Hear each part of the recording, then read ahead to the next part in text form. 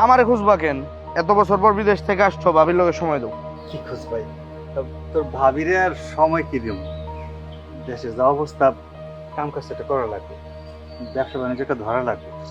আব্বা আমারে কইছিলাম ব্যবসার টাকা পয়সার কথা, বললো তোর সাথে কথা বলার জন্য। আমি তো টাকা পয়সা সব তোর নামেই পাঠাইছি, অ্যাকাউন্টে কত আছে না আছে যদি তুই হিসাব দিতি, একটা ভালো একটা ব্যবসা ধরতাম আর কি। আমি কি হিসাবের খাতা লয়ে বইছি, নাকি আমি টাকার গাছ হইছি যে গাছ ধরে ঝাঁকা দিমু, টাকা পড়বো, ওই টাকা টুকায়া তোমার দিমু, তুমি ব্যবসা বাণিজ্য করবা? তুই কি কইতেছিস ভাই?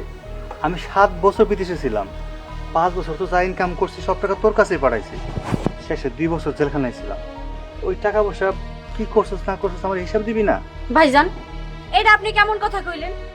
আপনি যে টাকা পাঠাইছেন সেই টাকা দিয়ে এই সংসারে তো বাজার খরচই হয়নি ঠিক মতো, আবার সেই টাকার হিসাব চাইতেছেন। বুঝতে পারছি কেন চাইতেছেন।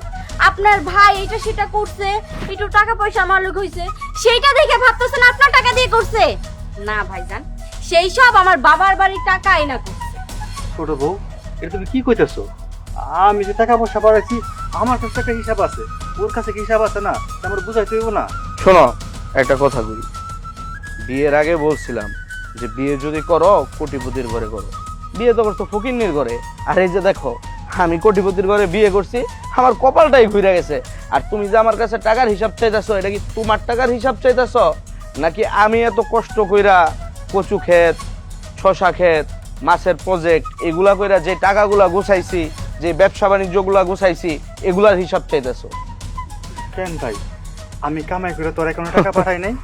পাঠাইছো, বলছো এই যে 20,000 টাকা দিলাম, আব্বারে দিবি চাপান খাওয়ার লেগা 5,000, মায়েরে দিবি ওষুধ খাওয়ার লেগা 5,000, আর ভাবির জন্য যেগুলো পাঠাইছো এগুলো আমার কাছেই ছিল। ভাবি মাঝে মধ্যে কয়, ভাই আমার চটপটি খাইতে মন চাইতেছে, চটপটি এনে দিছি, ফুচকা খাইতে মন চাইতেছে, ফুচকা এনে দিছি, কি নাকি পিৎজা, পিৎজা তো আমার ভাবি চিনাইছে। থাক, আর কিছু করতে হবে না, আমি বুঝতে পারছি। বউ, মনে করো আমার হাতে কিছু নাই,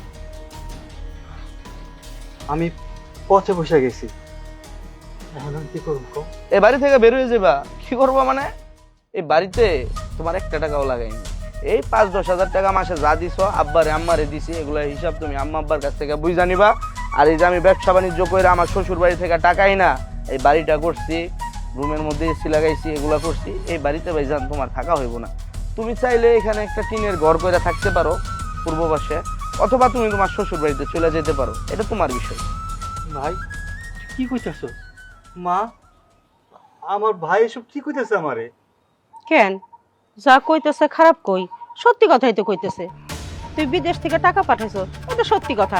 সংসারে তো আমাকে খরচ হয়ে গেছে, আর ও নিজে এত কষ্ট করে এখানে বাড়ি ঘর করছে, ব্যবসা বাণিজ্য করছে, এখন সেইগুলোর ভাগ কি তোরে দিব ক? আর আমি সে এত বছর ইনকাম করলাম, টাকা পাঠাইলাম, বাবা আমার টাকা কি খবর? তুই কি আমার কাছে কোনো টাকা পয়সা পাঠাইছস? আমার কাছে জিজ্ঞাসা কেন এসব? তা না হয় বুঝলাম, আমি টাকা পয়সা পাবো না, আমার কিছু নাই।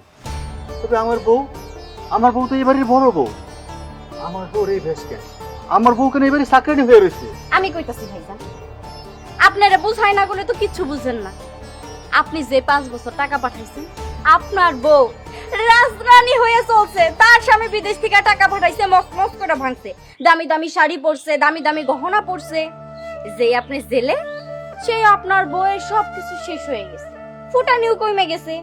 তাই আমরাও তো তারে শুধু শুধু বসাই বসাই বাড়িতে খাওয়াইতে পারি না, তাই এই বাড়ির কাজ কাম করছে, আঙ্গরা বসে বসে খাইছে। ইস, তুমি এত হাই রেজলিউশনে কথা বলো কেন? ঘাইমা যাইতেছো না তুমি? সরি, এটা আম্মু আব্বু বুঝবে। আজকে তাইলে আমি বুঝতে পারলাম প্রবাসীরা কখনো কারো ভাই হয় না, প্রবাসীরা কখনো কারো সন্তানও হয় না, প্রবাসীরা হয় শুধু টাকার মেশিন। টাকার মেশিনই। এই জায়গায় কান্নাকাটি কইরা সময় নষ্ট না কইরা গিয়া কাজ বাজ খুঁজো। আর বউ, ঘরে চলো, এসি ছেড়া তোমার মাথাটা ঠান্ডা করি। এরা বাড়ি থেকে বেরোলে পরে বাড়িটারে সোনার উপর পানি দিয়া দিতে হবে। চলো ঠিক আছে, তাড়াতাড়ি বের হয়ে যাও। তুমি দাঁড়ায় রেছো কেন? আব্বা, মা, তুমি আমার ছেড়ে যাবে না তো? তোমার ছেড়ে আমি কই যাব? রক্তের আপনজন যারা ছিল সবাই তো ছেড়ে গেছে, তুমি যদি ছেড়ে যাও আমি সারা জীবনের জন্য একলা হয়ে যাব। তোমার সাইডে আমি কোথাও যাবো না। বাড়ি নাই, ঘর নাই তো কি হয়েছে? দুই চোখ যেদিক যাইব আমি তোমার সঙ্গে সেই দিকে যাবো। চিন্তা করো না, হাল্লার দুনিয়ায় মেলা জায়গা আছে, আমার শরীরে এখনো শক্তি আছে, খাটতে পারবো।